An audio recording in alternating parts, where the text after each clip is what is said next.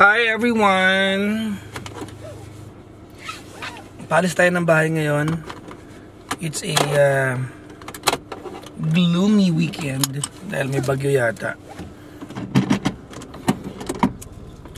At gamit natin tong kotse ni Chloe. Ulit. Nakpay nang? Bago mag 3:30, sabihan mo na ako. Sige nang. Pupunta kami doon hindi. Okay, sige nang, sige nang. Thank you nang. Wala akong gasolina.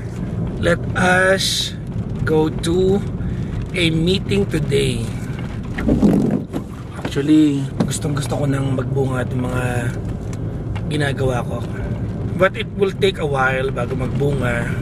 Invest ka ng panahon, pag-effortan mo, tatrabahuin mo. Ganoon naman talaga lahat. Alam nyo, ang dami ko ng sinubukang opportunities and businesses and whatnot. Kumikita naman, kaya lang, along the lines or along the way, parang nagkakaroon ng problem, hindi natutuloy, ganyan. Mag-iisip ka ng panibago. So, medyo kailangan matatag yung kalooban mo na na subok na sumubok. Place.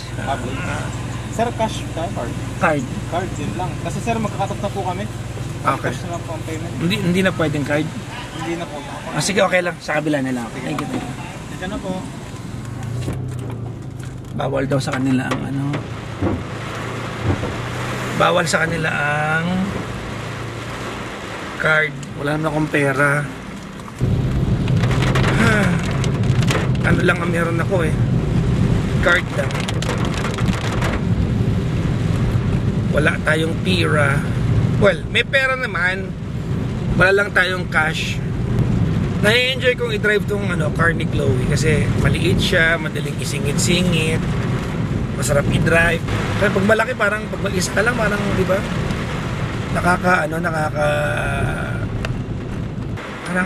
Ang laking obligasyon pag mag-isa ka lang, tapos ang laki-laki ng dala mong kotse. Anyways, going back, so yun, no? I really hope itong mga ventures ko ngayon ay magbunga, mapuntahan, is to properly take better care of my family. Wala naman ako ibang mission sa buhay, kundi alagaan yung mga tao na kapaligid sa akin. Ako okay na ako. I can live by with the little that I have for myself.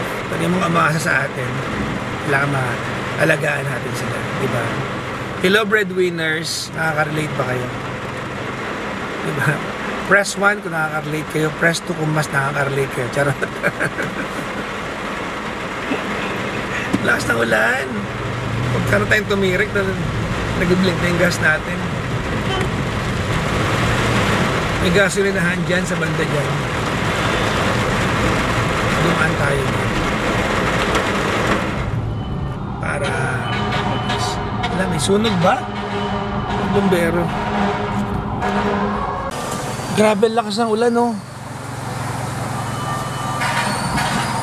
Lakas ng ulan. Nakikita nyo ba yan? Sobra. Ang lakas ng ulan. Nagpapagas ako. Okay po. Nagpapagas tayo. Ang lakas ng ulan. Ang lakas ng ulan. Paano kaya ito? Sana hindi ba sa mga dadaanan ko? Pinili ko pa naman ito maliit na kotse para madaling i-drive. Nag-aalanganin ako dahil sa baha naman. Hindi ba naman baha? Kasi kakasimula lang ng malakas na ulan. Pero ang lakas ng ulan. May meeting tayo. Pag nag-succeed tong mga pinaggagawa ko ngayon na kung ano-ano para pagnegosyo, one day, I'm going to look back sa araw na to at may isip ko na, buti pala pinuntahan ko yung meeting ko kahit na umuulan, no? Kasi nagbunga. You know, moments like this. Dito ako sa office ngayon, dumaan ako kasi kailangan kong picturean yung bandroom namin dahil ipaparedesign natin for another podcast naman ng Baklitas. So para hindi na pumunta sila kuya dito, picture na lang. So that's why I'm here. Alright. So nagpalit tayo ng kotse. Iniwan ko muna yung maliit dito sa office. Ito muna yung ginamit ko tong orange. Bakit tayo nagpalit ng kotse? Ginagamit ko tong kotse na to pag may mga meetings ako, what not.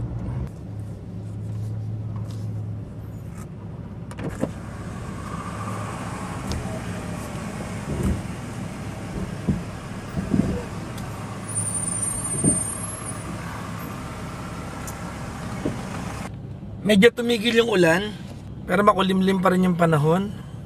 Kaya I'm sure uulan pa mamaya yan. Pinalit ko lang tong kotse dun sa isa. Nasa office na rin lang ako, so babalik ko na rin mamaya ito. Para maulan na naman to. Matanggal yung mga alik-alikabok. Sakaling maulanan. Kasi malinis to eh. Dumimi lang nung nabasa ng ulan. So feeling ko pag naulanan to ng malakas, malilinis yung labas. Eh okay yung loob, malinis yung loob eh. Actually, sobrang linis pa ng loob.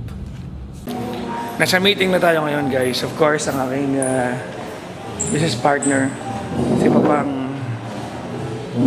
Paul Santos, a prolific keyboardist. Keyboard. Nga pala, no? Nakita ko pang yung ano. Ang dami mo naman pala keyboard, no? Dalawa na naman. Ang daming setup. Buka ng studio talaga yung ano mo, no? Nakita ko. Iba ng buhay ko. Bumalik lang ako. May parang meron ka talaga music room, di ba? Oo. Tapos nag-stop na ako ng form sa... Finish na yung making natin dito. And very productive, very fruitful. Sana may, kaya nasabi ko kanina, di ba? Sana this turns out to be something that one day I could be proud of, or very beneficial to me and my family. I would be so glad if that happens. Anyways, ngayon naman pupunta tayo sa office. Ibabalik ko naman yung kotse. Tapos kukunin ko yung Mirage. Let's go! Palabas tayo ng ng parking ng Summit. Scary din yung parking ng Summit, oh. Tingnan nyo. Nakikita nyo ba yan? Ang kipot. Ay. Yan. Okay. So, hindi ko alam kung ano yung medyo hindi mo dungaw kung ano yung nandun. Oops. Nanguhula na ako ng daan. And yeah, okay. Alright.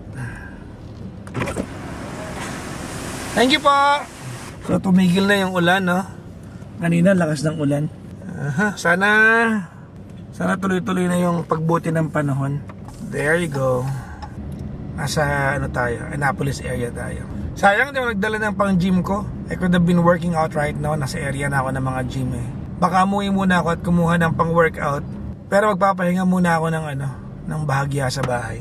Wala kasi si Klong-Klong eh. Dapat sabay kayo mag-workout ngayon eh. Maybe by the time that you're watching this vlog, I'm already outside of the country again. Kasi pupunta ako ng Malaysia to have a meeting. Ito na yata yung pinakabalayang meeting ko. Hindi naman. Kasi nagkaroon ako ng meeting sa Dubai dati tsaka sa Bahrain.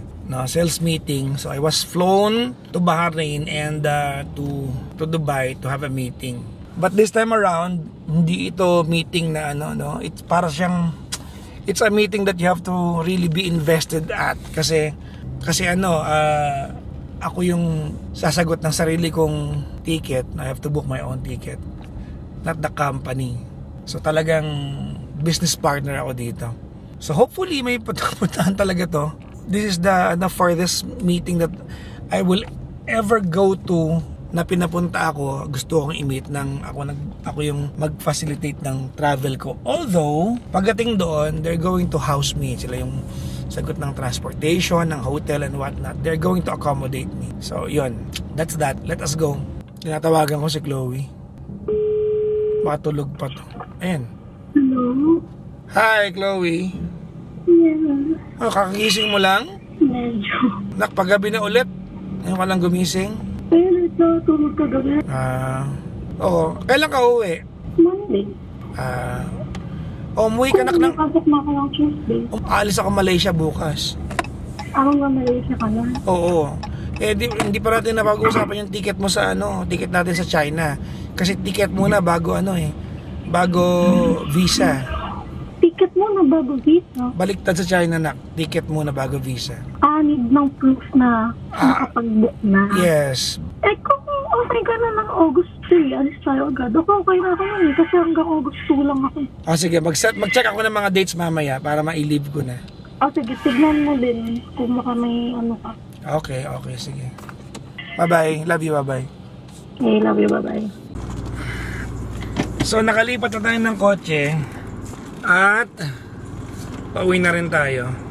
Uwi tayo ng bahay, magpapahinga bago mag-gym. Kung sisipagin, kung hindi sisipagin, magpapahinga lang. Wala yung part na mag-gym. Weekend naman, I don't have any structures on my day. Wala akong kahit anong schedule sa buhay na sinusunod pag weekends. Kumbaga, akin yung araw ko. Let's go. Bahay na tayo. And I'm alone. Hindi yung mga boys, yung mga anak kong fur babies.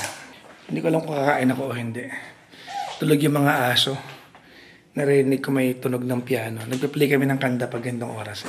So they can sleep. Mga spoiled brats. Yung mga yan. Anyways, gutom ba ako o hindi? Mamaya na kakain. Pahinga muna ako sa kwarto ko. Nagutom ako. So pagkain ko, adlay, tapos beef steak na bigay ni Mami Arlene kagabi. Tapos sinaluan ko ng tuyo flakes na bigay naman ni Mami Merlin na pinadala kay Rovicel. At molo soup. Molo soup yan. So, dami kong kakainin. Habang nanonood ako ng Chismis Online. Pinapanood ko yung dalawang executive na na-issue dun sa concert ng Coldplay. I don't know if you're aware of that. Kung hindi nyo pa alam, tap nyo lang sa YouTube, Coldplay concert, lalabas yun. Magkayakap na hindi pala mag-asawa. So, nanood akong Chismis. Ang sarap kumain, lalo tag-ulan. Sarap po ng mga mamis at bisita na nagdadala po ng pagkain sa akin. Thank you very much. I eat them. Kinakain ko po talaga. Ito, kumakain po ako ngayon. Bigay nyo. Salamat po. Sobrang thank you. From my heart. Salamat. Grabe, ang lakas ng ulan. Andito ako sa terrace ng kwarto ko ngayon. Yan, ang lakas ng ulan. Ooh. Baha na yung street namin dun, Dun, yung harap ng bahay ko, hindi pa. Pero yung kanto, ayun, baha na, Ayan, nakikita nyo ba yan? Paparating na, Ayan. Medyo gutter deep na yung bandaron. Ayan, Doon, medyo, hindi pa. Dito, ayan, nakikita nyo ba? Baha na. Lakas ng ulan, sana safe tayo lahat yung nasan bangay, sana safe kayo. Buti na paggawa ko tong bubong ng terrace ko bago magtag-ulan. Kasi transparent lang. Yung, di ba lang tawag doon, yung parang bubungan na plastic. Galvanize ko na. It's 2 in the morning. At matutulog na ako. Hindi na ako nakapag-gym. Nagising lang ako kasi yung barangay. May speaker kasi sa paligid namin dito. Nag-announce sila na anytime during the night, pag hindi tumigil ang ulan, medyo tumigil nga ngayon kakatok sila sa lahat ng bahay sa barangay namin at ipapamove nila lahat ng kotse sa kabilang street kasi yung street namin ay pataas na yung tubig. So, pag tumigil lang 1 or 2 hours yan, it will help a lot. So, nag-aantay ako ng announcement ulit. Hopefully, hindi na kailangan ilipat. But if not, maglilipat tayo ng kotse. So, for now, yan muna. Hope you guys enjoyed watching my day today. Maraming salamat sa panonood ng vlog ko araw-araw. You guys are awesome. Thank you very much. Bye-bye.